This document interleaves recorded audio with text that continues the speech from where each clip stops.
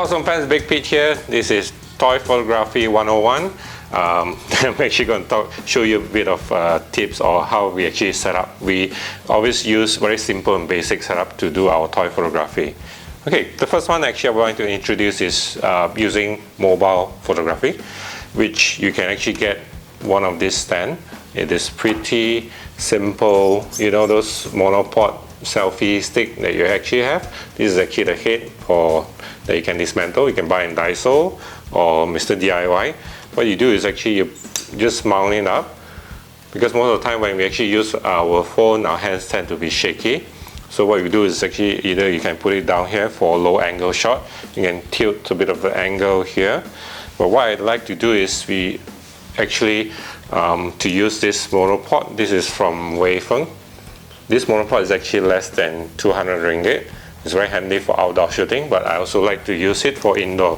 What I do is I just dismantle this, the leg part, right, and then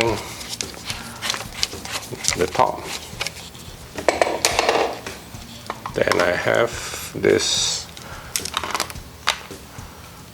mount secured to the top because it's a fluid head. And what I do is I like to put it here. Voila, you have actually a mini tripod, you know, which you can actually tilt different angles that you want. If you need to have a higher so-called height, you just put a simple box set up, you know, to this. Then you can have any angle, just tighten this, and then you can use this to shoot your photograph. So this is this basic setup for, it can be used for both mobile and the DSLR itself. Next one we talk about backdrop. For backdrop, we recommend that actually if you have options, you can get fabric.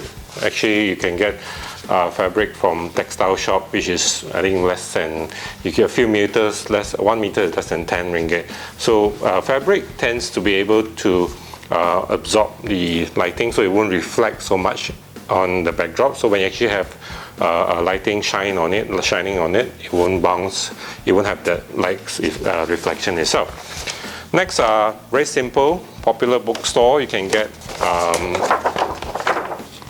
papers, sugar paper, or just manila cards, 1 ringgit each piece. I kind of like to use like flashy colors like gold, silver. I have gold, I have green, brown. So you just buy a few to stand by. Experiment. Yes, and experiment about it.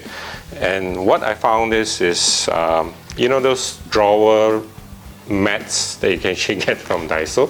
It's very super flashy. It has a lot of reflections. It's good for items that you want to have a flashy background, you know. This is cool, right? Okay, the last one, like I said, if you want to have fabric, you can actually experiment on getting, well, I have a piece of t-shirt here, right? You can use any, make sure you iron it so it won't look so crumpled, you know, as a backdrop. You can put it behind it. I will show you how the shots are. The next one is the tips about lighting. We are actually using very simple setup. One of this is, you know, IKEA. You can get this tertial lamp, less than 50 ringgit. It's 49 ringgit. But of course, when you get the bulbs, okay, when you actually get the bulbs, you get the daylight, not the warm lighting. So you can see here the bulbs are actually more towards the white light rather than warm light. So white light gives a nicer so-called lighting for your product. So this is very cheap. This is a table lamp. You can just mount it on your table. So you have the backdrop, you have the lighting. Let's see how we set up on a shot. Okay, the final one is actually the object or the subject of your shoot. Either you're choosing a very small figure or medium size, or you have a huge, humongous size. object or the toy itself, you have to be aware of what are the finishing of the surface, because some products which has a glass or reflective surface, so it will actually reflect a lot of the lightings that is around it. So when you actually shoot a product with reflective surface, you will tend to see a lot of all the lighting reflection here. So please be aware of that, and how to avoid it is actually you can, for your lighting, you can actually put a piece of A4 paper to soften the light bulb, because the direct lighting from the bulb is quite hard lighting, so you can see spots and parts on the object itself. Then the other one is to select the suitable background. Of course, I have actually a black and white Spider-Man figure here.